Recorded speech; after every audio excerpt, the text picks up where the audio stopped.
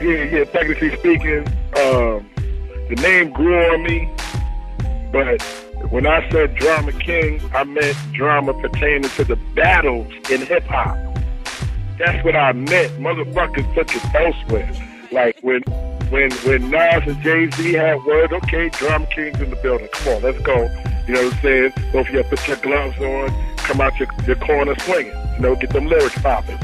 Right? That's that. You know what I'm saying? Like, and that's what I meant by Drama King now. I'm not co-signing, I'm gonna shoot your mother, I'm gonna rape your daughter, and all that. That's stupidity. You know what I'm saying? Because in hip-hop, it's either you're doing one or the other. It's not both. You can't mix oil and water. You can't reenact the shit that you're talking about. Because that's gonna send motherfuckers to jail for a long time. So I'm not with that. So I think people kind of confuse everything all into one. Now, on another note, I've been through drama all my life. You understand? So a nigga that always for the street could be like, yeah, that nigga always was in some bullshit. You understand what I'm saying? Growing up. So, you know, like I said, it's a little bit of everything. And the fact that it be things that just need to be addressed. And motherfuckers get into the politics, if I address this, then this person ain't going to deal with me no more. That means you living for them, man. Like, speak your mind and say what you got to say. And, you know, it is what it is. So. Okay. I'm feel you on that one. Speaking of the hood and where you come from, I'm a Harlem native myself. Harlem in the building. And okay. I'm wondering, do you think that Harlem could ever have the comeback that it had, or will they come back as hard, or is there any artists out that you feel could really represent Harlem besides like Jim Jones and all the rest of them? Well, I'm going to be 100 with you. I think that we in a stage of the game right now where we just need to look at everybody doing their thing as a whole when it comes to New York City, because that little borough thing is like kind of played out. You know, let's be real. Like, it got to a point now where New York, like, we the makers, the owners, and the foundation of hip hop, and we ain't getting our fair burn in it. Now, no whining involved, because we gotta remember, we was tyrants when we had this game in the South, been knocking at the door, and there was a lot of talented brothers always elsewhere, and they didn't get their fair share. So now they getting their fair share is cool, but I'm just saying, for the record labels to be in New York, and this to be the founding landmark of hip-hop, how the fuck is niggas struggling, upcoming artists to get burned and to get love shown to them and to get deals and so on and so forth? So I want to eliminate that borough thing and try to make it just like, you know, New York again. Like, we need to just do the New York thing again and not bring New York back, because shit, if you look on the map, we still right the fuck here. It's just the fans.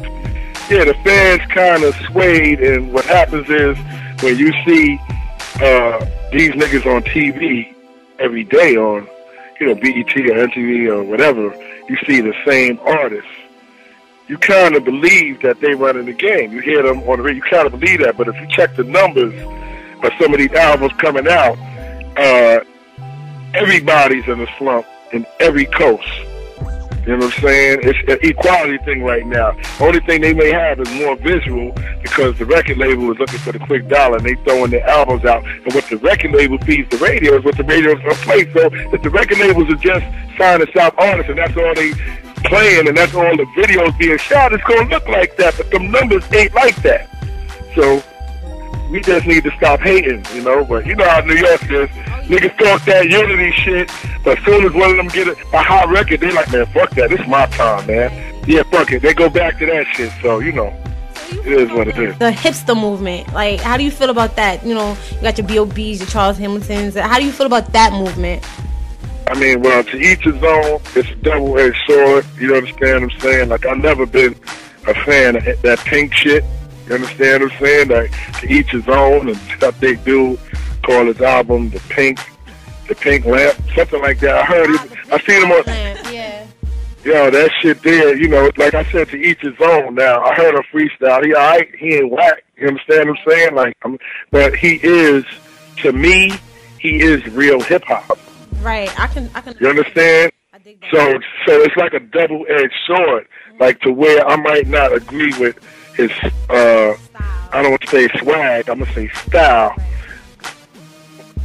but what he represents is the true form, so it is what it is. You understand? I mean, if motherfuckers accepted Soulja Boy as being hip-hop, and I'm not knocking him because he's a kid, and he made his own beat and dance and all that, that's fantastic, but if they accepted him, then shit. How you going to overlook the original art form of it? I feel you. I definitely feel you. All right, so speaking of the original art form of things, I know you came from basically carrying crates, and you watched a lot of the great original DJs, you know, come up and do the damn thing. How do you feel about the digital era? Like, how do you feel about the Serato and the Q, everything on, you know, everything is just so virtual and digital. How was the transition for you, being that you came from, you know, the crates and stuff? How does it feel to transition? That Serato shit suck dick, yo. For real, man. Any DJ doing that shit, like, if you really know how to DJ and you transition, I can respect that. But if you a motherfucker that never DJed, but now Serato is making it easy where anybody could do that shit. All you need is a laptop and the turntables and act like you DJ, and I'm not really feeling that it's contributing to the death of the DJ. You understand? And it's like a club owner don't got to book a motherfucker. All he needs is Serato, and he put his nephew there. You understand what I'm saying? Like, cats don't really understand what's going on. And that whole digital shit is what fucked up the record sales in the industry, the internet, all that shit fucked the whole music game up, because a motherfucker that smoke weed, if he got $20 in his pocket and he smoke weed, that nigga ain't going to buy no $14, $13 album, because he need a dime of smoke. Then he need his Dutchies. You know what I'm saying? So, you know what? So, yeah, so he gonna take that little $3, $4 and he gonna pick your shit up off the blanket, because all he gotta do is get the bootleg, or he could download your hottest songs and say, fuck the rest of the album. Nigga probably whack anyway. You know what I'm saying? So that digital shit is fucked up. But again, that's an advantage to the record label. You understand what I'm saying? They don't give a fuck. All that digital sales, you see, they want to eat off of that.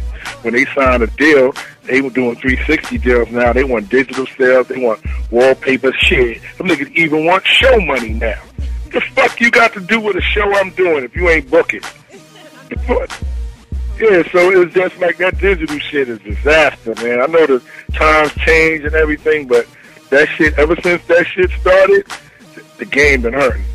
So now they don't care. They trying to get you to make ringtone records, because, all right, you sell 50,000 units, right? You fucked up, you know. But if they sell 1 million, 1.5, 2 million ringtones, shit, they happy. Yeah, of course, they eating. All right. Exactly. So speaking of eating, I know that you're eating off of this Straight Stuntin' magazine. Man, listen, I have brothers, uncles, cousins, everybody, every dude that I know is they talking about this Straight Stuntin'. So tell me about it. What inspired you to start Straight Stuntin'? Where did the concept come from? I mean, basically, you know, for years, the Drama Hour on Hot 97 has been my platform for the up-and-coming brothers that rap. Mm-hmm. I've done showcases, the mixtape system, you know, DVDs. All those was really outlets for dudes. You know, I never really had an outlet to give back to the sisters. And, you know, I know the same way when we come up, it's like 3 or 4 things on our mind, you know, in the hood. Either we want to be an actor, a rapper, an athlete, or a big-time drug dealer. A female, or more likely, she want to be an actress. She want to have her own TV show like Tyra Banks. She wants to be a model. You understand what I'm saying? Or just a motherfucking, you know, I think those might be the main 3 right there. So, giving them the outlet could be the look they could get to get recognized. I think Straight Step Magazine is a look that they could get to get recognized and go to another level. Like, that could be my give back to the women. Because, you know, you got a rapper here and there. You know what I'm saying? But hip hop is predominantly male.